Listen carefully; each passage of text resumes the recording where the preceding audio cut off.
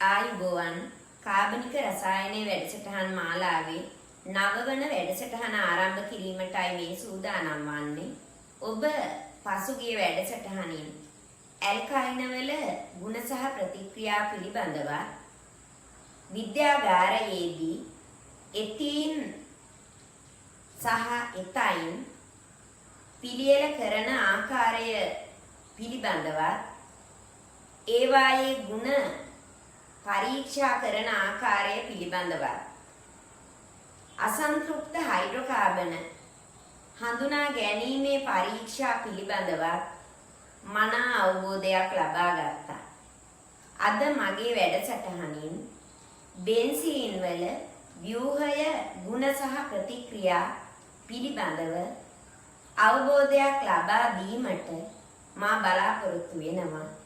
එහෙමනම් දැන් මෙතෙන් සිට පාඩමට පිවිසෙමු. මුලින් බෙන්සීන් වල ව්‍යුහය සලකා බලමු. බෙන්සීන් වල අණුක සූත්‍රය වන්නේ C6H6. ඒ සඳහා ඉදිරිපත් කරන ලද විවිධ ව්‍යුහ අතරින් දැනට පිළිගන්නා ව්‍යුහය කෙකුලේ විසින් ඉදිරිපත් කරන ලද ව්‍යුහය වෙනවා. එම ව්‍යුහය මේ දැක්වෙන්නේ ඒ අනුව කාබන් පරමාණු 6 චක්‍රීයව එකිනෙක සම්බන්ධ වෙලා තියෙනවා. බන්ධනයක් කර බන්ධනයක් ද්විත්ව බන්ධනයක් පවතිනවා. සෑම කාබන් පරමාණුවකටම හයිඩ්‍රජන් පරමාණුවක් බැගින් සම්බන්ධ වෙලා තියෙනවා. සෑම කාබන් පරමාණුවක්ම sp2 මුහුම්කරණයට ලක් වෙලා තියෙනවා. කෙකුලේ යෝජනාවට අනුව බෙන්සීන් වලට කාමර උෂ්ණත්වයේදී පැවතිය හැකි ව්‍යුහ දෙකක් පවතිනවා. එම ව්‍යුහ දෙක වන්නේ කලින් ඉදිරිපත් කරන ලද ව්‍යුහයේ සංප්‍රයුක්ත ව්‍යුහ දෙක. බෙන්සීන් වලට ඉහත ආකාරයට ව්‍යුහ දෙකක් පවතින බවට කිසිම පරීක්ෂණාත්මක සාක්ෂියක් හමු වෙලා නැහැ. සාමාන්‍ය තත්ත්වයටතේ බෙන්සීන් අසන්තෘප්තතාව සඳහා සිදු කරන පරීක්ෂාවලට පිළිතුරු දෙන්නේ නැහැ. ඔබට මතක ඇති ඇල්කීන සහ ඇල්කයින වල අසන්තෘප්තතාව හඳුනා ගනිද්දී පරීක්ෂා 3ක් ඉදිරිපත් කළා. ආම්ලික පොටෑසියම් පර්මැංගනේට් අවර්ණ වුණා. ක්ෂාරීය පොටෑසියම් පර්මැංගනේට් දුඹුරු පැහැවුණා. බ්‍රෝමීන් දියර විවරණ වුණා. ඒ කිසිම පරීක්ෂාවකට බෙන්සීන් පිළිතුරු දෙන්නේ නැහැ. ඒ වගේම බෙන්සීන් වල සෑම කාබන් පරමාණු දෙකක් අතරම බන්ධන දිග එක සමාන අගයක් ගන්නවා. එය කාබන් ඒක බන්ධන දිගටත් කාබන් ද්විත්ව බන්ධන දිගටත් අතරමැදි අගයක් වෙනවා. මේ අනුව කෙකුලේ ව්‍යුහ වලින් දක්වා ඇති සංයෝග කිසිවක් සත්‍ය වශයෙන් හමු වෙන්නේ නැහැ. බෙන්සීන් වල සත්‍ය ව්‍යුහය ලෙස සලකනු ලබන්නේ ඉහත සංප්‍රයුක්ත ව්‍යුහ දෙකෙහි සංප්‍රයුක්ත මුහුමක්. කෙකුලේ ව්‍යුහ දෙකටම සමාන ස්ථායීතාවක් ඇති නිසා සංප්‍රයුක්ත මුහුම කෙරෙහි එම සංප්‍රයුක්ත ව්‍යුහ දෙක සමාන දායකත්වයක් දක්වනවා. මේ දැක්වෙන්නේ සංප්‍රයුක්ත මුහුම ලිවීමේ පහසුව තකා බෙන්සීන් වල සංප්‍රයුක්ත මුහුම මේ ආකාරයට දක්වනු ලබනවා. මින් ඉදිරියට බෙන්සීන් දක්වනු ලබන්නේ මෙවැනි සංකේතයකින්.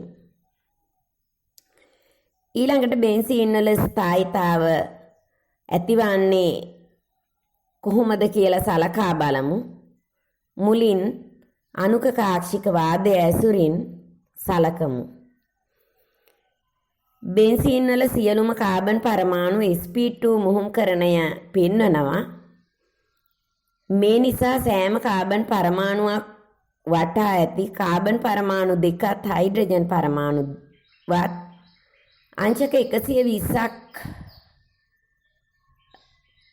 සහිතව එකම තලයක පිහිටනවා. මේ නිසා බෙන්සීන්හි කාබන් පරමාණු 6 සහ හයිඩ්‍රජන් පරමාණු 6 එකම තලයක පිහිටන්නේ. සෑම කාබන් පරමාණුවකම නුමුහුම් පීකාක්ෂිකයක් පවතිනවා. මේ පීකාක්ෂිකය පරමාණු පිහිටන තලයට ලම්බ ලෙස පවතිනවා. පරමාණු පිහිටන තලයෙන් දෙපැත්තෙහි ඇති පී කාක්ෂිකවල කොටස් එකිනෙක සමග අතිච්ඡාදනය වෙලා කාබන් පරමාණු 6ටම පොදු චක්‍රීය විස්ථානගත 5 ඉලෙක්ට්‍රෝන වලාවක් හදනවා. මේ නිසා එම 5 ඉලෙක්ට්‍රෝන වලාව පරමාණු පිහිටන තලයට දෙපැත්තෙන් පවතින්නේ. මෙම විස්ථානගත ඉලෙක්ට්‍රෝන වලාව හේතුවෙන් බෙන්සීන් වල සත්‍ය ව්‍යුහය උපකල්පිත කෙකුලේ ව්‍යුහයට වඩා ස්ථායී වෙනවා. මීළඟට බෙන්සීන් වල ස්ථායීතාවය සම්මත හයිඩ්‍රජනීකරණ එන්තැල්පි දත්ත ඇසුරින් සලකා බලමු. මේ තියෙන්නේ සයික්ලෝහෙක්සීන්. එහි සම්මත හයිඩ්‍රජනීකරණ එන්තැල්පිය මවුලයට කිලෝජූල් ඍණ 120ක් වෙනවා. බෙන්සීන් වල කෙකුලේ ව්‍යුහයට සමාන ද්විත්ව බන්ධන 3ක් සහිත මෙවැනි ව්‍යුහයක් හයිඩ්‍රජනීකරණය කළහොත් ඉහත අගයමෙන් 3 ගුණයක එන්තැල්පි අගයක් ගන්නවා. ඒ කියන්නේ මවුලයට කිලෝජූල් ඍණ 360ක් විය යුතු වෙනවා. නමුත් සත්‍ය බෙන්සීන් වල සම්මත හයිඩ්‍රජනීකරණ එන්තැල්පිය වන්නේ මවුලයට කිලෝජූල් ඍණ 208යි. මේ අනුව සත්‍ය බෙන්සීන් කෙකුලේ ව්‍යුහයට වඩා මවුලයට කිලෝජූල් 152ක ශක්තියකින් ස්ථායී වෙනවා. 5 ඉලෙක්ට්‍රෝන 6 මගින් ඇතිවන චක්‍රීය විස්ථානගත වීම හේතුවෙන් මෙම ස්ථායීතාව ඇති වෙනවා. එම ස්ථායී වන ශක්තිය සංප්‍රයුක්ත ස්ථායීතා ශක්තිය ලෙස නැතහොත් ඇරෝමැටික ස්ථායීතා ශක්තිය ලෙස හැඳින්වෙනවා. බලන්න මේ සටහන. ශක්තියේ අඩුම අවස්ථාව සයික්ලෝහෙක්සේන්. සයික්ලෝහෙක්සට්‍රයින් සංයෝගය හයිඩ්‍රජනීකරණය කළහොත් ඍණ 360ක මවුලයට කිලෝජූල් එන්තැල්පි විපර්යාසයක් ඇති වෙනවා. බෙන්සීන් වල සිදුවන්නේ මවුලයට කිලෝජූල් ඍණ 208ක එන්තැල්පි විපර්යාසයක්. මේ අනුව සයික්ලෝහෙක්සට්‍රයින් වලට වඩා බෙන්සීන් මවුලයට කිලෝජූල් 152ක ශක්තියකින් අඩු වෙලා තියෙනවා. ඒ කියන්නේ එම ශක්ති ප්‍රමාණයෙන් බෙන්සීන් උපකල්පිත කෙකුලේ ව්‍යුහයට වඩා ස්ථායී වෙලා තියෙනවා. ඊළඟට බෙන්සීන් වල ගුණ සලකමු. බෙන්සීන් කාමර උෂ්ණත්වයේදී ලාක්ෂණික සුවඳක් සහිත අවර්ණ ද්‍රවයක් වෙනවා. මේ පහසුවෙන් ගිනි ගන්නවා. එහිදී අධික දුම් සහිත දැල්ලක් ඇති වෙනවා. විස සංයෝගයක් ජලයේ ද්‍රාව්‍ය නැහැ.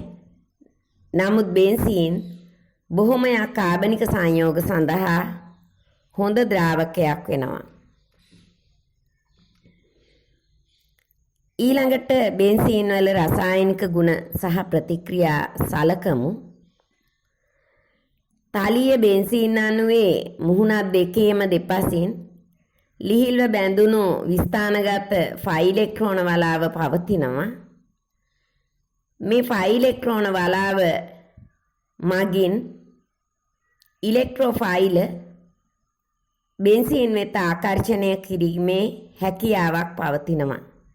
මේ නිසා බෙන්සීන් ඉලෙක්ට්‍රෝෆයිල කෙරෙහි ප්‍රතික්‍රියාශීලී වෙනවා. 5 ඉලෙක්ට්‍රෝන වලාව කාබන් පරමාණු 6 අතර විස්ථානගත වීම නිසා බෙන්සීන් වලට අමතර ස්ථායීතාවක් ඇති වෙලා තියෙනවා.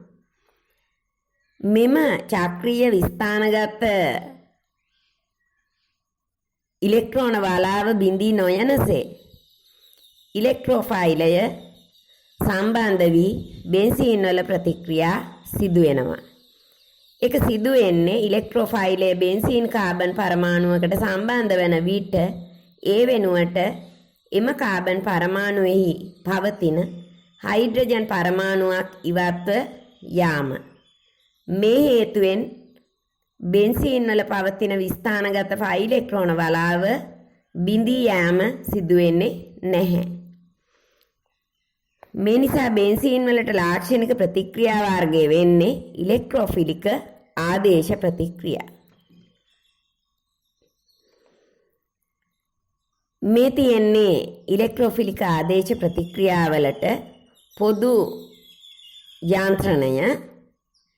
මුලින්ම මේ යාන්ත්‍රණවලදී යොදා ගන්න වෙන්නේ බෙන්සීන්හි කෙකුලේ ව්‍යුහයක්. මේ කෙකුලේ ව්‍යුහයේ එක් ෆයි බන්ධනයක ඇති ඉලෙක්ට්‍රෝන ඉලෙක්ට්‍රෝෆයිලය මගින් ආකර්ෂණය කරනවා මුල් පියවරේදී. මේ නිසා බෙන්සීන්හි එක් කාබන් පරමාණුවකට ඉලෙක්ට්‍රෝෆයිලය සම්බන්ධ වෙනවා. ද්විත්ව බන්ධනය තිබුණු කාබන් පරමාණු දෙකෙන් එක් පරමාණුවකට ඉලෙක්ට්‍රෝෆයිලය සම්බන්ධ වන විට අනෙක් කාබන් පරමාණුවට ධන ආරෝපණයක් ඇති වෙනවා. මෙම ප්‍රභේදය අතරමැදි කාබෝකැටායනයේ වශයෙන් හඳුන්වනවා. අතරමැදි කාබෝකැටායනයේ පවතින ධන ආරෝපණය මේ ආකාරයට බෙන්සීන් වාලය පුරා විස්ථානගත වීම සිදු වෙලා ස්ථායීතාවක් ඇති වෙනවා.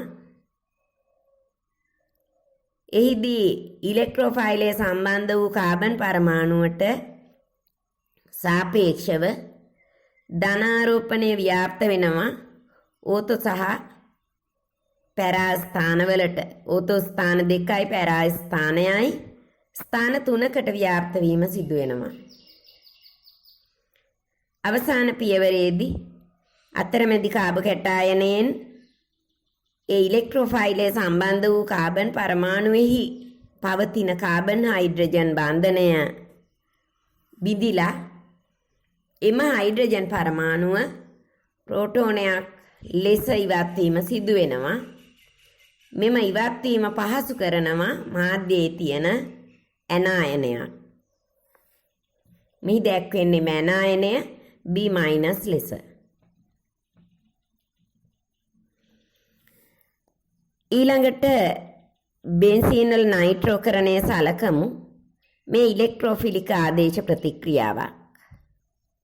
මෙහිදී ඉලෙක්ට්‍රෝෆයිලය සෑදීම සඳහා සාන්ද්‍ර නයිට්‍රික් ආම්ලය සහ සාන්ද්‍ර සල්ෆියුරික් ආම්ලය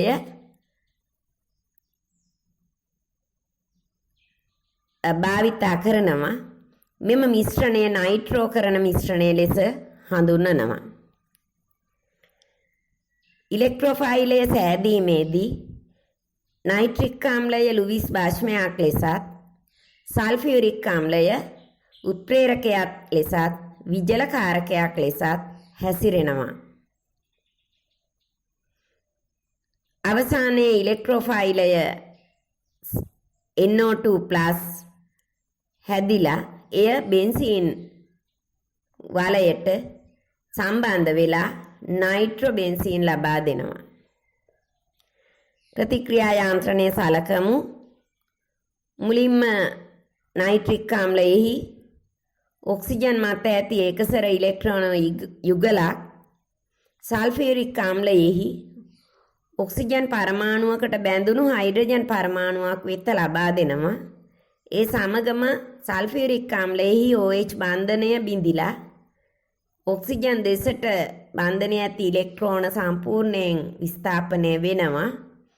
මේ හේතුවෙන් හයිඩ්‍රජන් සල්ෆේට් අයනයක් සහ මෙවැනි අතරමැදි ධනාරෝපිත ප්‍රභේදයක් ඇති වෙනවා. මෙහි නයිට්‍රජන් සහ ඔක්සිජන් අතර බන්ධනය විඝටනය වෙනවා ධනාරෝපිත ඔක්සිජන් පරමාණුව දෙසට ඒ හේතුවෙන් අවසානයේ NO2+ ඉලෙක්ට්‍රෝෆයිලයත් ජලාණුවකුත් හැදෙනවා. ඊට අමතරව මාධ්‍යයේ කලින් සෑදුණු HSO4- ද පවතිනවා. මෙම ඉලෙක්ට්‍රෝෆයිලය බෙන්සීන් වල එක් ෆයි බන්ධනයක ඇති ඉලෙක්ට්‍රෝන ආකර්ෂණය කරනවා. මේ නිසා බෙන්සීන් කාබන් පරමාණුවකට NO2 සම්බන්ධ වෙනවා.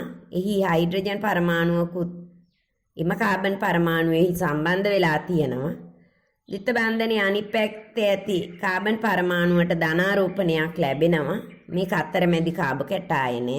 මේක අස්ථායී වෙනවා. නමුත් එය බෙන්සීන් වාලය සමග සම්ප්‍රයුක්ත ව්‍යුහ සෑදීම මගින් ස්ථායී වෙනවා. මේ ආකාරයට මෙම ව්‍යුහ තුන සමග බයිසල්ෆේට් අයනය එහෙම නැත්නම් හයිඩ්‍රජන් සල්ෆේට් අයනයත් ආකර්ෂණය වෙලා පවතිනවා. අවසාන පියවරේදී හයිඩ්‍රජන් සල්ෆේට් අයනයේ ඇති ඉලෙක්ට්‍රෝන ඉලෙක්ට්‍රෝෆයිලය ලෙස සම්බන්ධ වූ NO2 සම්බන්ධ කාබන් පරමාණුවෙහි ඇති හයිඩ්‍රජන් පරමාණුවට ලබා දෙන අතරම ඒ සමගම කාබන් හයිඩ්‍රජන් බන්ධනය කාබන් දෙසට ඉලෙක්ට්‍රෝන විස්ථාපනය කරමින් බිඳී යනවා. අවසානයේ නයිට්‍රෝබෙන්සීන් සහ සල්ෆියුරික් ආම්ලය පළ ලෙස ලබා දෙනවා.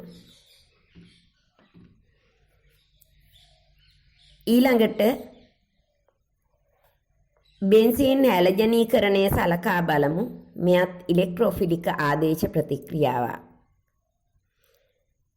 ඉලෙක්ට්‍රෝෆයිලය සාදා ගැනීමේදී හැලජන අණු සමග නිර්ජලීය ෆෙරික් ක්ලෝරයිඩ්, නිර්ජලීය ෆෙරික් බ්‍රෝමයිඩ්, ඇලුමිනියම් ක්ලෝරයිඩ් හෝ ඇලුමිනියම් බ්‍රෝමයිඩ් වැනි ලුවිස් ආම්ල උත්ප්‍රේරක භාවිතා කිරීමට සිදු වෙනවා. එහිදී ඉලෙක්ට්‍රෝෆයිල ලෙස හැලජනය ක්ලෝරීන් යොදාගත්තොත් Cl+ ද, හැලජනය බ්‍රෝමීන් යොදාගත්තොත් Br+ ද ඇති වෙනවා. එම ඉලෙක්ට්‍රෝෆයිලය බෙන්සීන් වලට සම්බන්ධ වෙමින් අවසාන ඵලය ලෙස හේලෝබෙන්සීන් ලබා දෙනවා. මෙතන දැක්වෙන්නේ ක්ලෝරෝබෙන්සීන් ලැබී තියෙන ආකාරය. ප්‍රතික්‍රියා යාන්ත්‍රණය සලකමු. ක්ලෝරිනීකරණය තමයි මෙහි දැක්වෙන්නේ. ක්ලෝරීන් අණුවෙහි එක් ක්ලෝරීන් පරමාණුවක් මත ඇති එකසර ඉලෙක්ට්‍රෝන යුගලක් ෆෙරික් ක්ලෝරයිඩ් Fe පරමාණුව වෙත දායක කරනවා. මේ නිසා Fe සහ Cl අතර බන්ධනයක් ඇති වෙනවා.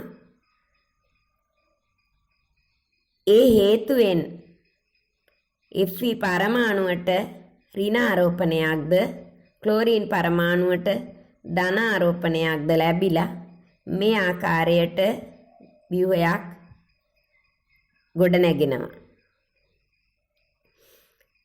මෙම සංකීර්ණ ව්‍යුහය බෙන්සීන් වලින් ඉලෙක්ට්‍රෝන ආකර්ෂණය කර ගැනීමට පෙළඹෙනවා. එහිදී මෙම ක්ලෝරීන් පරමාණුව මගින් බෙන්සීන් වලෙහි ඇති ඉලෙක්ට්‍රෝන ආකර්ෂණය කරන විට ක්ලෝරීන් බන්ධනය බිඳිලා FeCl4- අයනය නිදහස් වෙලා මේ ආකාරයට අතරමැදි කාබකැටායනයකුත් ලැබෙනවා. අතරමැදි කාබකැටායනය සම්ප්‍රයුක්තතාව මගින් මේ ආකාරයට ස්ථායී වෙනවා. ඒ සමගම FeCl4- අයනයත් ආකර්ෂණය වෙලා තියෙනවා. අවසාන පියවරේදී FeCl4- පවතින ඉලෙක්ට්‍රෝන යුගලක් හයිඩ්‍රජන් පරමාණුව වෙත දායක කරනවා. ඒ සමගම ඉලෙක්ට්‍රෝෆයිලය සම්බන්ධ වී ඇති කාබන් පරමාණුවෙහි පිහිටි එම කාබන් හයිඩ්‍රජන් බන්ධනය විසම විච්ඡේදනයට භාජනය වෙනවා. මේ නිසා මෙහිදී ඉලෙක්ට්‍රෝන යුගලම කාබන් වෙත බෙන්සීන් වලය වෙත තමයි විස්ථාපනය වෙන්නේ. ඒ නිසා අර නැති වූ චක්‍රීය විස්ථානගත පා ඉලෙක්ට්‍රෝන වලාව නැවත ලැබෙනවා. හයිඩ්‍රජන් පරමාණුව ඉවත් වෙලා යනවා. අවසානයේ ක්ලෝරෝබෙන්සීන් සහ FeCl3 සහ HCl අණු ඵල ලෙස ලබා දීලා තියෙනවා.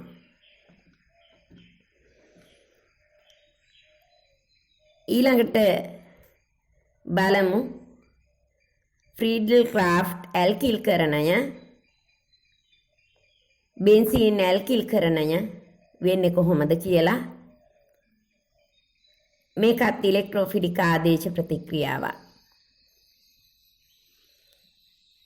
මෙහිදී ඉලෙක්ට්‍රෝෆයිලය නිර්මාණය වීම සඳහා හැලජනීකරණය වගේම නිර්ජලීය තත්ත්වයේ පවතින ලුවිස් අම්ල උත්ප්‍රේරකයක් භාවිතා කළ යුතු වෙනවා. ලුවිස් අම්ල උත්ප්‍රේරකයේ හමුවේදී ඇල්කිල් හේලයිඩයක් තමයි යොදාගන්නේ. ඇල්කිල් හේලයිඩයේ හැලජන පරමාණුව ලුවිස් අම්ලය සමග සම්බන්ධ වෙලා R+ ලෙස ඉලෙක්ට්‍රෝෆයිලය සෑදීම සිදු වෙනවා. R යනුවෙන් දැක්වෙන්නේ ඇල්කිල් කාණ්ඩ. ඇල්කිල් කාණ්ඩයේ ක්ලෝරීන් වලට ඍජුවම සම්බන්ධ වූ කාබන් මතට ධනාරෝපණයක් ලැබුණු ඉලෙක්ට්‍රෝෆයිලයක් තමයි මෙහිදී සෑදෙන්නේ. එම ඉලෙක්ට්‍රෝෆයිලය බෙන්සීන් වලට සම්බන්ධ වෙලා ඇල්කිල් බෙන්සීන් ඵලයක් ලෙස ලබා දෙනවා. ප්‍රතික්‍රියා යන්ත්‍රණය සලකනකොට ප්‍රාථමික ඇල්කිල් හේලයිඩ් වලදී සහ ද්විතීයික තෘතීයික ඇල්කිල් හේලයිඩ් වලදී ඉලෙක්ට්‍රෝෆයිලය සෑදීමේ පියවරේ කුඩා වෙනස්කමක් තියෙනවා. ඒක හඳුනා ගන්න මුලින්ම බලමු ඇල්කිල් හේලයිඩ් අතරින් ප්‍රාථමික ඇල්කිල් හේලයිඩ් බෙන්සීන් වලට ඇල්කිල්කරණය සඳහා සහභාගී වන ආකාරය. මෙතන තියෙන්නේ මෙතිල් ක්ලෝරයිඩ්. ක්ලෝරීන් පරමාණුවේ ඇති ඉලෙක්ට්‍රෝන යුගලක් ඇලුමිනියම් පරමාණුව වෙත දායක කරනවා. මේ නිසා ක්ලෝරීන් සහ ඇලුමිනියම් අතර බන්ධනයක් ඇති වෙනවා. ඒ හේතුවෙන් ඇලුමිනියම් වලට ඍණාරෝපණයක්ද ඉලෙක්ට්‍රෝන ලබා දුන් ක්ලෝරීන් පරමාණුවට ධනාරෝපණයක්ද ලැබෙනවා. මේ සංකීර්ණයම බෙන්සීන් වලින් ඉලෙක්ට්‍රෝන ආකර්ෂණය කිරීම සඳහා ඊළඟ පියවරට සම්බන්ධ වෙනවා. එහිදී ඉලෙක්ට්‍රෝන ආකර්ෂණය කරනු ලබන්නේ ඇල්කිල් හේලයිඩයෙහි හැලජනය ඍජුවම සම්බන්ධ වූ කාබන් පරමාණුවට. ඒ සමගම කාබන් හැලජන බන්ධනය ධනාරෝපිත ක්ලෝරීන් දෙසට ඉලෙක්ට්‍රෝන විස්ථාපනය කරමින් බිඳී යනවා. බෙන්සීන් වලයට ඇල්කිල් කාණ්ඩය සම්බන්ධ වෙනවා. අතරමැදි කාබෝකැටායනයක් හැදෙනවා. AlCl4- අයනය නිදහස් වෙනවා. ඊළඟ පියවරේදී වෙන්නේ අතරමැදි කාබෝකැටායනය සම්ප්‍රයුක්තතාව මගින් ස්ථායී වෙන එක. ව්‍යුහ තුනක් තියෙනවා. ව්‍යුහ තුනේදී ධනාරෝපණය ඕතෝ ස්ථාන දෙකටත් පැරා ස්ථානයටත් පැතිරිලා තියෙනවා. එමගින් ස්ථායී වෙනවා අතරමැදි කාබෝකැටායනය. ඒ සමගම AlCl4- ආකර්ෂණය වෙලා තියෙනවා. අවසාන පියවරේදී AlCl4- වල ඉලෙක්ට්‍රෝන යුගලක් ඉලෙක්ට්‍රෝෆයිලයේ සම්බන්ධ වූ කාබන් පරමාණුවෙහි පිටි හයිඩ්‍රජන් පරමාණුව වෙත ලබා දෙනවා. ඒ සමගම කාබන් හයිඩ්‍රජන් බන්ධනය බෙන්සීන් වලය වෙත ඉලෙක්ට්‍රෝන ලබා දෙමින් බිඳී යනවා. කලින් බිඳ වැටුණු චක්‍රීය විස්ථානගත ෆයි ඉලෙක්ට්‍රෝන වලාව නැවත ඇති වෙලා මෙතිල් බෙන්සීන් ඵලය ලෙස ලබා දෙනවා. ඒ සමගම අතුරු ඵල ලෙස AlCl3 සහ HCl අණුත් ලබා දෙනවා. දැන් බලමු ද්විතීක හා තෘතීක ඇල්කිල් හේලයිඩ් බෙන්සීන් ඇල්කිල්කරණයට සහභාගී වීමේදී ඉලෙක්ට්‍රෝෆයිලය හැදිලා ඒ බෙන්සීන් වලයට සම්බන්ධ වෙලා අවසාන ඵලය ලබා දෙන්නේ කොහොමද කියලා. මුල් පියවර ඉලෙක්ට්‍රෝෆයිලය සෑදීමේ පියවර ඇල්කිල් හේලයිඩයෙහි ක්ලෝරීන් මත ඇති එකසර ඉලෙක්ට්‍රෝන යුගලක් ඇලුමිනියම් වෙත දායක කරනවා. ඒ සමගම ඇල්කිල් හේලයිඩයේ කාබන් හැලජන බන්ධනය බිඳිලා කාබෝකැටායනයක් සහිත ඉලෙක්ට්‍රෝෆයිලය සහ AlCl4- නිදහස් වෙනවා. දැන් ප්‍රාථමික ඇල්කිල් හේලයිඩ් වලදී මේ විදියට මුල් පියවරේදී ඉලෙක්ට්‍රෝෆයිලය නිදහස් වුණේ නැහැ. ධනාරෝපිත කාබන් සහිත වූ කාබෝකැටායනයක් නිදහස් වුණේ නැහැ. ඒට හේතුව වුණේ ප්‍රාථමික ඇල්කිල් හේලයිඩ් වලින් ලැබෙන කාබෝකැටායනය ප්‍රාථමික කාබෝකැටායනයක් ඒක ස්ථායි බවින් අඩුයි. නමුත් ද්විතීක හා තෘතීක ඇල්කිල් හේලයිඩ් වලින් ලැබෙන කාබෝකැටායනය ස්ථායි බවින් වැඩි. ඒවා පවතින්න පුළුවන්. මේ නිසා මේ විදියට මුල් පියවරේදීම ඉලෙක්ට්‍රෝෆයිලය කාබෝකැටායනයක් විදියට ලැබෙනවා. එම ඉලෙක්ට්‍රෝෆයිලය ඊළඟ පියවරේදී බෙන්සීන් වල ඉලෙක්ට්‍රෝන ආකර්ෂණය කරමින් බෙන්සීන් වලයට සම්බන්ධ වෙනවා. ඊළඟ පියවරේ අතරමැදි කාබෝකැටායනය සම්ප්‍රයුක්තතාව මගින් ස්ථායී වන ආකාරය මේ දැක්වෙන්නේ. එම කාබෝකැටායන සමග AlCl4- ආකර්ෂණය වෙලා තියෙනවා.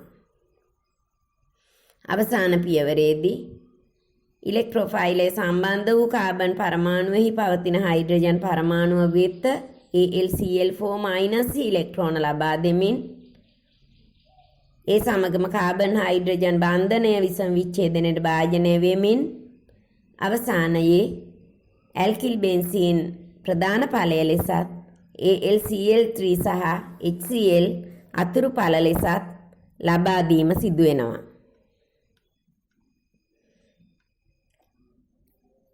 ඊළඟට බලමු ෆ්‍රීඩල්-ක්‍රාෆ්ට් ඒසයිල්කරණය. ඒසයිල් කාණ්ඩයක් නැතහොත් ඇසිල් කාණ්ඩයක් බෙන්සීන් වලයට සම්බන්ධ වන ආකාරය තමයි මෙහි පෙන්වන්නේ. මෙයත් ඉලෙක්ට්‍රෝෆිලික් ආදේශ ප්‍රතික්‍රියාවක්. මෙහිදී අම්ල ක්ලෝරයිඩයක් ඇල්කිල් අම්ල ක්ලෝරයිඩයක් සමග ලුවිස් අම්ල උත්ප්‍රේරකයක් භාවිතා කළ යුතු වෙනවා ඉලෙක්ට්‍රෝෆයිලය සාදා ගැනීම සඳහා. එහිදී ඉලෙක්ට්‍රෝෆයිලය වෙන්නේ RCO+ අයනය. එය බෙන්සීන් වලට සම්බන්ධ වෙලා මේ ආකාරයට කීටෝන ස්වරූපයේ ඵලයක් අවසානයේ ලබා දෙනවා. ප්‍රතික්‍රියා යාන්ත්‍රණය සලකමු. අම්ල ක්ලෝරයිඩයෙහි ක්ලෝරීන් මත ඇති එකසර ඉලෙක්ට්‍රෝන යුගලක් ඇලුමිනියම් ක්ලෝරයිඩ් හි ඇලුමිනියම් වෙත ලබා දෙනවා. එවිට කාබන් ක්ලෝරීන් බන්ධනය බිඳෙනවා. අවසානයේ RCO+ ඉලෙක්ට්‍රෝෆයිලය නිදහස් වෙලා AlCl4- නිදහස් වෙනවා. මුල් පියවරේදීම ඉලෙක්ට්‍රෝෆයිලය නිදහස් වීම සිදු වෙනවා. ඊළඟ පියවරේදී බෙන්සීන් වලයෙන් ඉලෙක්ට්‍රෝෆයිලය ඉලෙක්ට්‍රෝන ආකර්ෂණය කරනවා. එක් කාබන් පරමාණුවකට ඉලෙක්ට්‍රෝෆයිලය සම්බන්ධ වෙනවා. අනෙක් ඊට යාබද කාබන් පරමාණුවට ධනාරෝපණයක් ලැබිලා අතරමැදි කාබකැටායනය හැදෙනවා. ඊළඟ පියවරේදී අතරමැදි කාබකැටායනය සම්ප්‍රයුක්තතාව මගින් ස්ථායී වෙනවා. ඒ සම්ප්‍රයුක්ත ව්‍යුහ සමග AlCl4- ආකර්ෂණය වෙලා තියෙනවා. අවසාන පියවරේදී AlCl4- ඉලෙක්ට්‍රෝන යුගලක් ඉලෙක්ට්‍රොෆයිලයේ සම්බන්ධ වූ කාබන්හි ඇති හයිඩ්‍රජන් පරමාණුව වෙත ලබා දෙනවා. ඒ සමගම කාබන් හයිඩ්‍රජන් බන්ධන බිඳිලා බෙන්සීන් වලයෙහි විස්ථානගත ෆයිලෙක්ට්‍රෝන වලාව නැවත ඇති වෙනවා. ඒකම ප්‍රධාන ඵලය ලෙස ඇසිල් කාණ්ඩයේ සම්බන්ධ වූ ඵලය ලබා දෙනවා. ඊට අමතරව ඇලුමිනියම් ක්ලෝරයිඩ් සහ HCl අතුරු ඵල ලෙස ලබා දෙනවා. මෙතෙක් කතා කළේ බෙන්සීන් වල සිදුවන ඉලෙක්ට්‍රෝෆිලික් ආදේශ ප්‍රතික්‍රියා පිළිබඳව බෙන්සීන් නයිට්‍රෝකරණයත් බෙන්සීන් හැලජනීකරණයත් බෙන්සීන් ඇල්කිල්කරණයත් බෙන්සීන් ඒසයිල්කරණයත් යන හතර ඉලෙක්ට්‍රෝෆිලික් ආදේශ ප්‍රතික්‍රියා ලෙස වර්ග කරනවා. දැන් අපි කතා කරමු බෙන්සීන් වල ඔක්සිකරණ ප්‍රතික්‍රියා පිළිබඳව. මේ ඔක්සිකරණ ප්‍රතික්‍රියා කිව්වහම බෙන්සීන් වලය තුල පවතින ස්ථායීතාව නිසා බෙන්සීන් වලය ඔක්සිකරණය වෙන්නේ නැහැ සාමාන්‍ය ඔක්සිකාරක මගින්. මෙහිදී භාවිතා කරන්නේ ආම්ලික පොටෑසියම් පර්මැංගනේට්, ආම්ලික පොටෑසියම් ඩයික්‍රොමේට් වැනි ඔක්සිකාරක. මේවා මගින් බෙන්සීන් වලය ඔක්සිකරණය වෙන්නේ නැහැ. නමුත් බෙන්සීන් වලයට සම්බන්ධ වෙලා තියෙන ප්‍රාථමික හෝ ද්විතීක ඇල්කිල් කාණ්ඩ ඔක්සිකරණය වීම සිදු වෙනවා.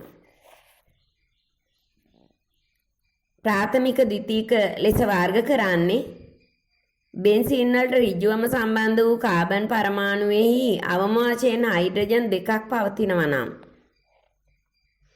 එය ප්‍රාථමික ඇල්කිල් කාණ්ඩයක් වෙනවා. අවම වශයෙන් හයිඩ්‍රජන් එකක් හරි තියෙනවා නම් ඒක ද්විතීක ඇල්කිල් කාණ්ඩයක් වෙනවා. හයිඩ්‍රජන් එකම පරමාණුවක්වත් බෙන්සීන් වලට ඍජුවම සම්බන්ධ වෙච්ච කාබන් පරමාණුවේ නැත්නම් එය තෘතීක ඇල්කිල් කාණ්ඩ වෙනවා. එතන මෙතෙන්දී ඔක්සිකරණය වෙන්නේ ප්‍රාථමික හා ද්විතීක ඇල්කිල් කාණ්ඩ පමණයි. එහිදී ඇල්කිල් කාණ්ඩයේ කාබන් දාමයේ දිග සලකන්නේ නැහැ. කුමන දිගකින් යුක්ත වූත් ඇල්කිල් කාණ්ඩය අවසාන ඵලය ලෙස ලබා දෙන්නේ බෙන්සොයික් අම්ලය. එහෙම නැත්නම් C ද්විත්ව බන්ධනයක් COOH කාණ්ඩයක් සම්බන්ධ වෙච්ච ඵලයක් තමයි අවසානයේ ලබා දෙන්නේ. කුමන දිගකින් යුත් ඇල්කිල් කාණ්ඩයක් ප්‍රාථමික හෝ ද්විතීක බෙන්සීන් වලයට සම්බන්ධ වෙලා තිබුණොත් ඔක්සිකරණයේ අවසානයේ ඵලය ලැබෙන්නේ මෙම බෙන්සොයික් අම්ලය කියන ඵලය. බලන්න මේ උදාහරණ කිහිපය. මෙතිල් බෙන්සීන් තියෙනවා, ඊළඟට ප්‍රාථමික ඇල්කිල් කාණ්ඩයක් සම්බන්ධ වෙලා තියෙනවා, ද්විතීක ඇල්කිල් කාණ්ඩයක් සම්බන්ධ වෙලා තියෙනවා. ඒ සියල්ලම ඔක්සිකරණය වෙලා තියෙන්නේ. නමුත් තෘතීක ඇල්කිල් කාණ්ඩයේ සම්බන්ධ වෙච්ච එක ඔක්සිකරණය වෙන්නේ නැහැ. ඊළඟට අපි බලමු බෙන්සීන් වල හයිඩ්‍රජනීකරණය. බෙන්සීන් ඇල්කයින වගේ සාමාන්‍ය තත්ත්වයටදී ඉලෙක්ට්‍රෝෆිලික ආකලන ප්‍රතික්‍රියා සිදු කරන්නේ නැහැ. නමුත් ඉහළ උෂ්ණත්වවලදී රේනි නිකල් උත්ප්‍රේරකය හමුවේ බෙන්සීන් වලට හයිඩ්‍රජන් ආකලනය වෙනවා. අවසානයේ සයික්ලෝහෙක්සේන් බවට පත් වෙනවා.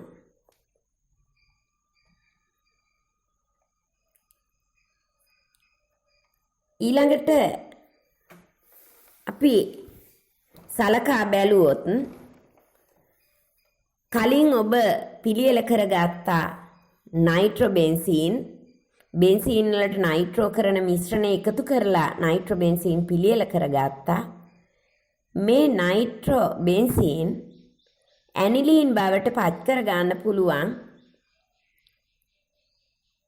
ටින් සාන්ද්‍ර HCl පළමුවත් දෙවනුව සෝඩියම් හයිඩ්‍රොක්සයිඩ් යොදලා උදාසීන කිරීම මගිනුත් මේ ප්‍රතිකාරක දෙක මගින් නයිට්‍රෝබෙන්සීන් ඇනිලීන් බවට පත් කර ගන්න පුළුවන්. ඊළඟට ඒ සාදා ගන්නා ලද ඇනිලීන් සෝඩියම් නයිට්‍රයිඩ් තනුක HCl මිශ්‍රණය යෙදුවොත් ඩයිසෝනියම් ලවණ බවට පත් කර ගන්න පුළුවන්. නමුත් ඩයිසෝනියම් ලවණ ස්ථායී වෙන්නේ අඩු උෂ්ණත්වයේදී නිසා ඇනිලීන් වලින් ඩයිසෝනියම් ලවණ පිළියෙල කිරීමේදී සෙල්සියස් අංශක 0.5 අතර උෂ්ණත්වයක පවත්වා ගත යුතු වෙනවා. ඊළඟට ඇනිලීන් වලට සෝඩියම් නයිට්‍රයිඩ් HCl මිශ්‍රණය යොදලා සෙල්සියස් අංශක 10ට වැඩි උෂ්ණත්වයක පවත්වා ගත්තොත් ඩයිසෝනියම් ලවණය හැදිලා ඒක ක්ෂණිකව OH කාණ්ඩයක් බවට පත් වෙනවා. ඒ කියන්නේ ෆීනෝල් සෑදීම සිදු වෙනවා.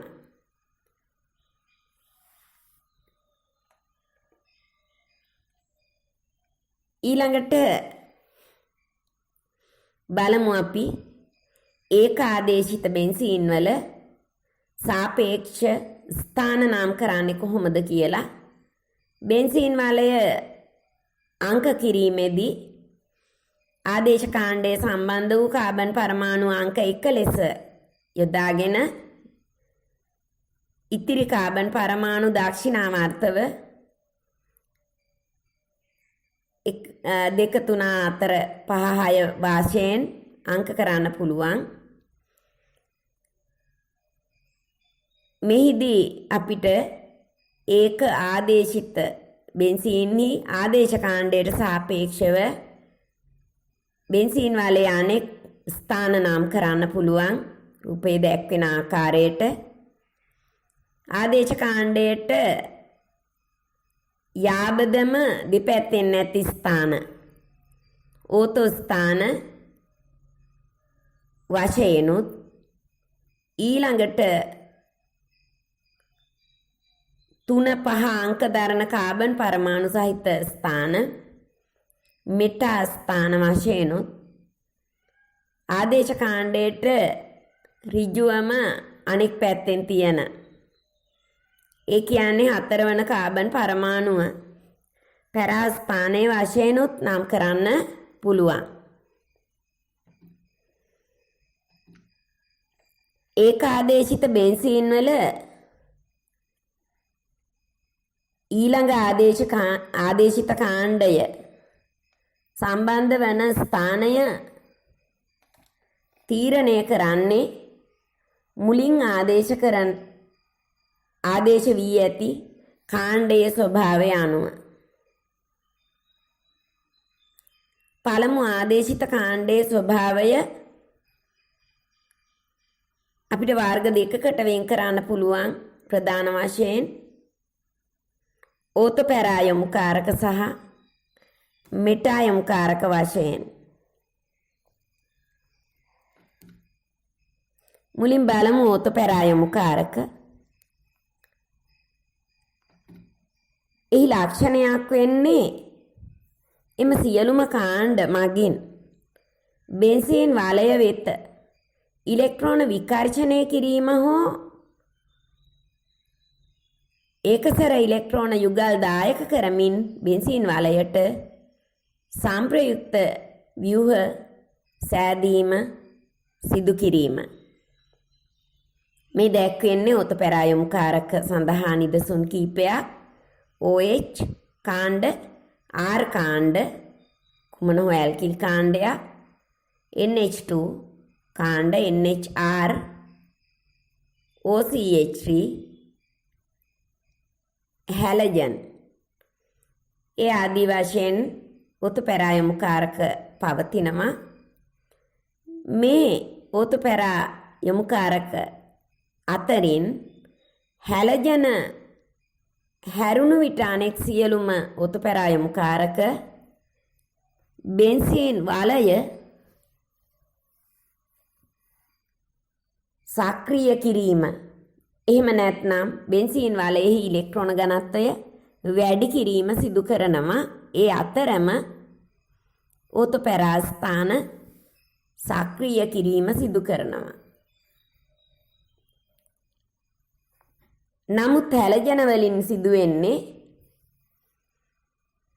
බෙන්සීන් වලය වෙත ඉලෙක්ට්‍රෝන ලබා දීලා ඔතපෙරා ස්ථාන සක්‍රිය කළාට හැලජනයෙහි විද්‍යුත් ඍණතාවයේ හේතුවෙන් බෙන්සීන් වලයෙහි ඉලෙක්ට්‍රෝන ඝනත්වය සාපේක්ෂව අඩු කරනවා.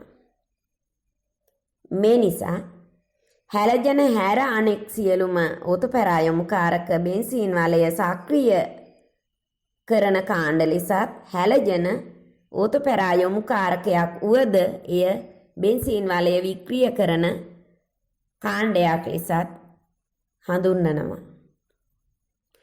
උදාහරණ දෙක බලන්න. මුලින් තියෙන්නේ ෆීනෝල්. ෆීනෝල් වල ඔක්සිජන් මත ඇති එකසර ඉලෙක්ට්‍රෝන යුගල් බෙන්සීන් වලය වෙත දායක කරනවා.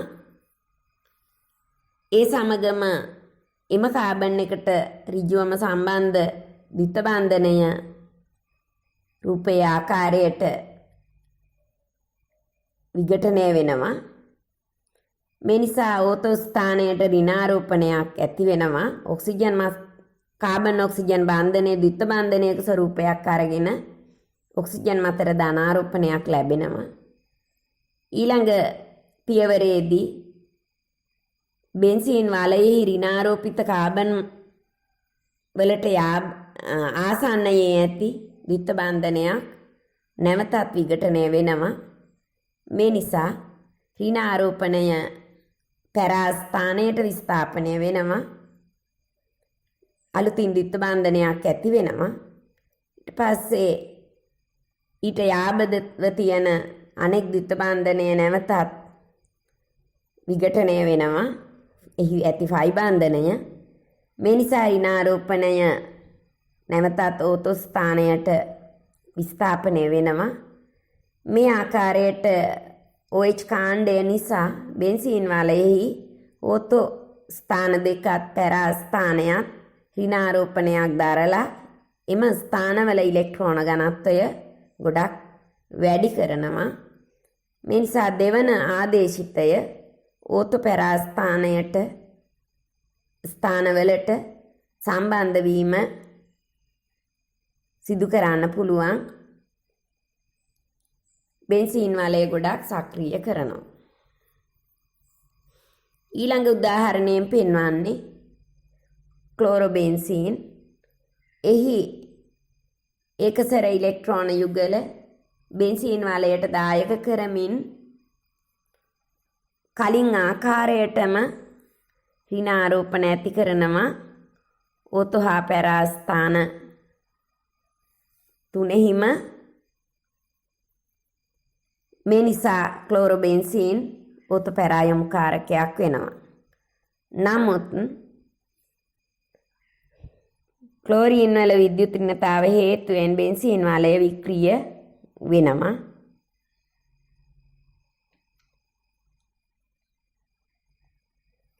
ඕතෝ පෙරායමුකාරක බෙන්සීන් වලයට මුලින් සම්බන්ධ වෙලා තියෙද්දි දෙවන ආදේශිතේ සම්බන්ධ වීමේදී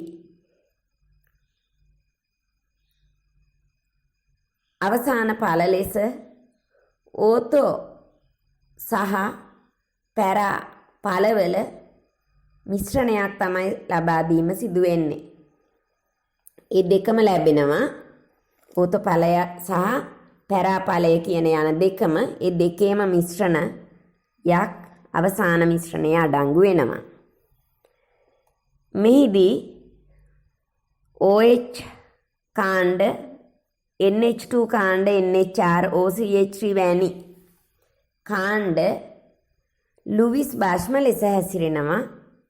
මේ නිසා ලුවිස් අම්ල උත්ප්‍රේරක ප්‍රතිකාරක ලෙස භාවිතා කරන ප්‍රතිකාරක මෙම කාණ්ඩ සහිත බෙන්සීන් වලට යෙදුවහොත් බලාපොරොත්තු වන ඵල ලබා ගන්න නොහැකි වෙනවා. හේතුව වෙන්නේ එම ලුවිස් අම්ල මගින් ඉලෙක්ට්‍රෝෆයිලය ලබා දීම වෙනුවට එම ලුවිස් අම්ල මෙම ලුවිස් භාෂ්ම සමග ප්‍රතික්‍රියා කරමින් සංකීර්ණ සෑදීම සිදුවීම.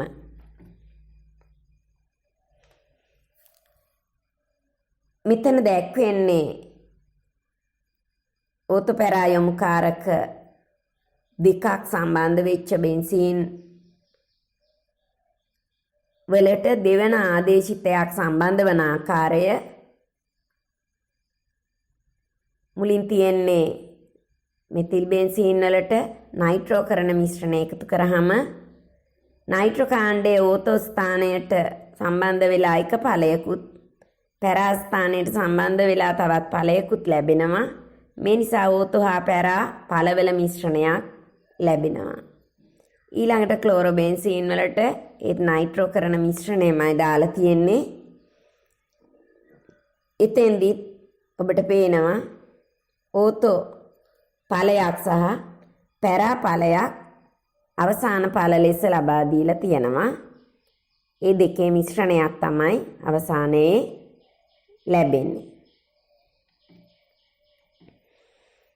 ඊළඟට අපි බලමු මෙටා යොමුකාරක පිළිබඳව. මෙටා යොමුකාරක වලින් කරන්නේ මෙතන තියෙන උදාහරණ කිහිපයක්. ඒ සෑම එකකින්ම බෙන්සීන් වලයෙන් ඉලෙක්ට්‍රෝන ආකර්ෂණය කිරීම තමයි සිදු කරන්නේ. මේවයි ලක්ෂණ තියෙනවා. බෙන්සීන් වලයට ඍජුවම නයිට්‍රජන් සම්බන්ධ වුවහොත් ඒක මෙටා යොමුකාරකයක් වෙනවා NO2 කාණ්ඩය. එහෙම නැත්නම් බෙන්සීන් වලට මුල්ම සම්බන්ධ කාබන් පරමාණුවට ද්විත්ව බන්ධනයකින් ඔක්සිජන් සම්බන්ධ වෙලා තියෙනවා නම් මෙතන තියෙන ඇල්ඩිහයිඩ් කාණ්ඩයක් C ද්විත්ව බන්ධනයක් OH, දෙවනුව තියෙන COR කීටෝන කාණ්ඩයක්, ඊළඟට COOH කාබොක්සිලික් ආම්ල කාණ්ඩයක්, COOR එස්ටර කාණ්ඩයක්. මේ සියල්ලම බෙන්සීන් වලයෙන් ඉලෙක්ට්‍රෝන ආකර්ෂණය කරගන්නවා. ඒ හේතුවෙන් බෙන්සීන් වලේ ඉලෙක්ට්‍රෝන ඝනත්වය අඩු කරනවා. ඒ වගේම මේ ආකර්ෂණය කිරීම හේතුවෙන් ඕතෝ පැරා ස්ථානවලට ධනාරෝපණ ලැබෙනවා. ඒ කියන්නේ ඕතෝ පැරා ස්ථානවල ඉලෙක්ට්‍රෝන ඝනත්වය අඩු කරනවා. මේ නිසා සාපේක්ෂව ඉලෙක්ට්‍රෝන ඝනත්වය වැඩි ස්ථාන වෙන්නේ පැරා ස්ථාන, මෙටා ස්ථාන. මෙටා ස්ථානවලට ඒ නිසා දෙවන ආදේශ කාණ්ඩය සම්බන්ධ වීම සිදු වෙනවා. ඒ නිසා තමයි මෙටා යොමුකාරක කියලා හඳුන්වන්නේ. නමුත් බෙන්සීන් වලය මේ මෙටා යොමුකාරක මගින් වික්‍රීය වෙලා පවතින්නේ.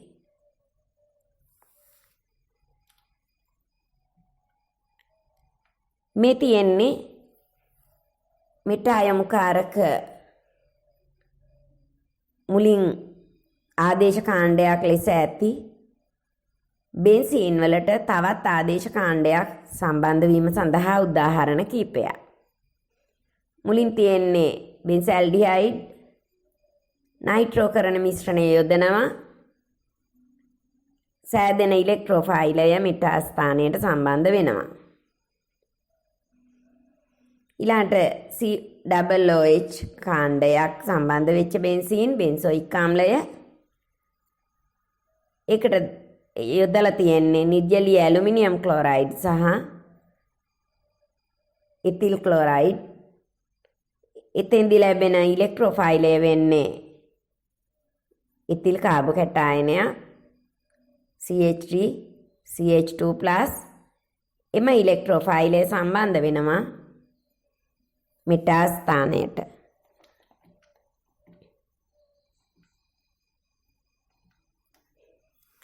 ඊළඟට ඇනිලීන් සලකා බලමු.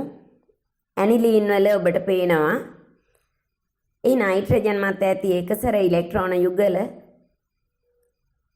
බෙන්සීන් වලය වෙත විස්ථාපනය කරමින් සම්ප්‍රයුක්ත ව්‍යුහ සාදා ඇති ආකාරය එහිදී ඍණාරෝපණ ව්‍යාප්ත වෙලා තියෙනවා බෙන්සීන් වලෙහි NH2ට සාපේක්ෂව ඕතෝ හා පැරා ස්ථානවලට.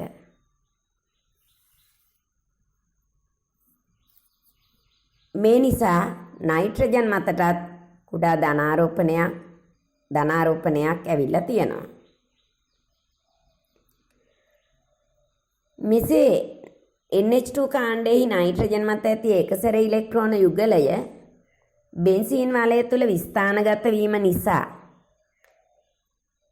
ඇනිලීන්හි බෙන්සීන් වලය ඉලෙක්ට්‍රෝන වලින් වඩාත් පොහොසත් වෙනවා.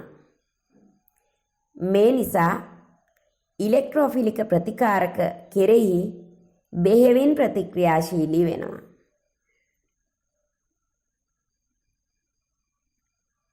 ඒ වගේම මෙහි ඇනිලීන් කියන කොටස ඇනිලීන් වල NH2 කොටස ලුවිස් භාෂ්මයක් ලෙස හැසිරෙන නිසා ෆ්‍රීඩල් ක්‍රාෆ්ට් උත්ප්‍රේරක නැතහොත් ලුවිස් ආම්ල උත්ප්‍රේරක යොදලා සිදු කරන ඊළඟ පියවරේදී සංකීර්ණයක් සෑදීම සිදු වෙනවා එම උත්ප්‍රේරක සහ NH2 කොටස අතර. මේ නිසා බලාපොරොත්තු වන ඵල ලබා ගන්න බැරි වෙනවා.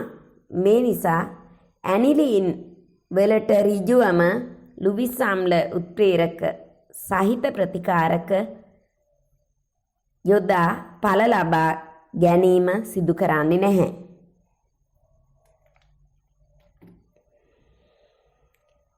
ඇනිලීන් මගින් බෙන්සීන් වලය ඉතා සක්‍රිය කිරීම හේතුවෙන් බ්‍රෝමීන් දියර යෙදුවොත් ඕතොපැරා ස්ථාන 3ටම බ්‍රෝමීන් සම්බන්ධ වූ ඵලයක් ලබා දෙනවා 246 ට්‍රයිබ්‍රෝමෝ ඇනිලීන්.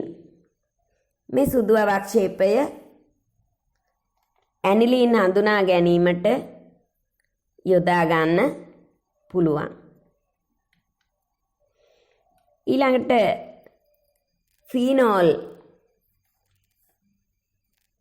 සලකා බලමු. ෆීනෝල් වලත් ඇනිලීන් වගේම ඔක්සිජන් මත ඇති එකසර ඉලෙක්ට්‍රෝන යුගල් බෙන්සීන් වලය වෙත දායක කරමින් සම්ප්‍රයුක්ත ව්‍යුහ සාදා ඇති ආකාරය ඔබට පේනවා. එහිදී ඍණාරෝපණ ඕතෝ හා පැරා ස්ථාන 3ට ව්‍යාප්ත වෙලා තියෙනවා. මේ නිසා ඕතෝ පැරා ස්ථාන සක්‍රිය වෙනවා. ඒ වගේම ෆීනෝල් නිසා ගොඩක්ම බෙන්සීන් වලය සක්‍රිය වෙනවා. කිව්වා නයිට්‍රෝබෙන්සීන් ඇනිලීන් බවට පත් කළා පළවෙනි පියවරේදී ටින් සාන්ද්‍ර HCl දෙවනුව සෝඩියම් හයිඩ්‍රොක්සයිඩ් දාලා ඊට පස්සේ එම ඇනිලීන් වලට සෝඩියම් නයිට්‍රයිඩ් සමග HCl යොදලා සෙල්සියස් අංශක 0.5 උෂ්ණත්වයේ පවත්ව ගත්තොත් තමයි මේ බෙන්සීන් ඩයසෝනියම් ක්ලෝරයිඩ් අපිට ලබා ගත හැකි වෙන්නේ. ඒ ඩයසෝනියම් ක්ලෝරයිඩ් නයිට්‍රජන් මත ඇති ධනාරෝපණය නිසා N2+ කොටස නිසා ඒ ඉතා හොඳ ඉලෙක්ට්‍රෝෆයිලයක් වෙනවා. මේ නිසා බෙන්සීන් වාලයක් සමග ඉලෙක්ට්‍රෝෆිලික ආදේශ ප්‍රතික්‍රියාවලට සහභාගී වෙන්න පුළුවන්. මෙතෙන්දී ඩයසෝනියම් ලවණ හඳුනා ගැනීමටත් ෆීනෝල් සහ බීටා නැප්තෝල් කියන බෙන්සීන් සම්බන්ධ ඒ සංයෝග භාවිතා කරන්න පුළුවන්. බලන්න පළවෙනි පියවරේදී සෝඩියම් හයිඩ්‍රොක්සයිඩ් දිය කරන ලද ෆීනෝල් ඩයසෝනියම් ලවණයකට යෙදුවොත් ෆීනෝල්හි පැරාස්ථානයට ඩයසෝනියම් ලවණයෙහි නයිට්‍රජන් සම්බන්ධ වෙනවා. මේක ඉලෙක්ට්‍රෝෆිලික ආදේශ ප්‍රතික්‍රියාවක්. අවසාන ඵලය ලාක්ෂණික වර්ණයක් සහිත සායමක් වෙනවා. ෆීනෝල් ඩයසෝනියම් ලවණ සමග ප්‍රතික්‍රියා කිරීමෙන් තැඹිලි සායමක් ඇති වෙනවා. ඊළඟට ඩයසෝනියම් ලවණ වලට බීටා නැප්තෝල් දෙවන ප්‍රතික්‍රියාවේ තියෙන බීටා නැප්තෝල් සෝඩියම් හයිඩ්‍රොක්සයිඩ් වල දිය කරලා ඒක එකතු කරනවා. එතකොට මේ බීටා නැප්තෝල් වල OH කාණ්ඩයට සාපේක්ෂව ඕතොපැරාස්ථාන වලින් නිදහසේ තියෙන්නේ ඕතොස්ථාන දෙක පමණයි. ඒ නිසා OHට සාපේක්ෂව ඕතොස්ථානයෙහි ඩයසෝනියම් ලවණයෙහි නයිට්‍රජන් පරමාණුව සම්බන්ධ වෙලා අවසාන ඵලය ලබා දීලා තියෙනවා. මේක රතු සායමක් වෙනවා. මේ ලැබෙන ඩයසෝනියම් ලවණ සමග ලැබෙන මේ සායම් විශේෂ නමකින් හඳුන්වනවා ඇසෝඩයි කියලා. ඊළඟට අපි ඩයසෝනියම් ලවණවල විස්ථාපන ප්‍රතික්‍රියා කිහිපයක් සලකා බලමු. බලන්න පළවෙනි ප්‍රතික්‍රියාව. ඩයසෝනියම් ලවණයට ජලය දාලා රත් කළොත් ඩයසෝනියම් ලවණ කොටස OH කාණ්ඩයකින් විස්ථාපනය වෙනවා. ෆීනෝල් ලැබෙනවා. ඊළඟට ඩයසෝනියම් ලවණයට H3PO2 ජලීය මාධ්‍යයේදී යෙදුවොත් හයිඩ්‍රජන් පරමාණුවකින් ඩයසෝනියම් ලවණ කොටස විස්ථාපනය වෙලා අවසානයේ බෙන්සීන් ලැබෙනවා. ඊළඟට ඩයසෝනියම් ලවණයට CuCl ක්ලෝරයිඩ් යෙදුවොත් Cl කාණ්ඩයක් ලැබෙනවා ඩයසෝනියම් ලවණ කොටස වෙනුවට. CuBr යෙදුවොත් බ්‍රෝමීන් කොටසක් එනවා. CuCN යෙදුවොත් සයනයිඩ් කොටසක් එනවා. Ki යෙදුවොත් අයඩීන් කොටසක් එනවා.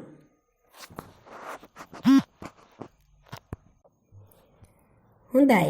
අද පාඩමේදී ඔබ ඉගෙන ගත්තා බෙන්සීන් වල ඉලෙක්ට්‍රෝෆිලික ආදේශ ප්‍රතික්‍රියාවන නයිට්‍රෝකරණය, හැලජනීකරණය, ඇල්කිල්කරණය, ඇසිල්කරණය යන ප්‍රතික්‍රියා පිළිබඳවත් බෙන්සීන් වලයට සම්බන්ධ ඇල්කිල් කාණ්ඩවල සිදුවන ඔක්සිකරණ ප්‍රතික්‍රියා පිළිබඳවත් බෙන්සීන් වල හයිඩ්‍රජනීකරණය සිදුවන ආකාරය පිළිබඳවත් බෙන්සීන් වල පිළියෙල කරගත් එම ඵල ඇසුරින් ලබාගත හැකි වෙනත් ව්‍යුත්පන්න පිළිබඳවත්. ඒ කියන්නේ ඇනිලීන්, ෆීනෝල් සහ ඩයසෝනියම් ලවණ සාදාගත හැකි ආකාරය පිළිබඳවත් ඇනිලීන්, ෆීනෝල් සහ ඩයසෝනියම් ලවණවල ඇතැම් ප්‍රතික්‍රියා පිළිබඳවත් ඔබ අධ්‍යයනය කළා. ඒව නැවත මතක් කරගන්න. මතක් කරගෙන මේ පැවරුම සිදු කිරීමට උත්සාහ කරන්න. ඔබට පහසුවෙන් පුළුවන් වේවි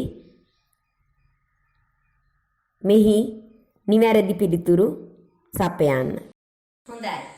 ඔබ අද පාඩමින් බෙන්සීන් වල ව්‍යුහය, ගුණ සහ ප්‍රතික්‍රියා පිළිබඳව, බෙන්සීන් වල ඇතැම් ව්‍යුත්පන්නවල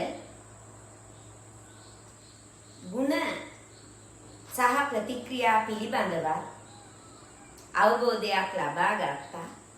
එහෙමනම් ඊළඟ වැඩසටහනින් ඇල්කිල් හේලයිඩවල ගුණ සහ ප්‍රතික්‍රියා පිළිබඳව අධ්‍යයනය කිරීමට බලාපොරොත්තු වන්න. ස්තුතියි.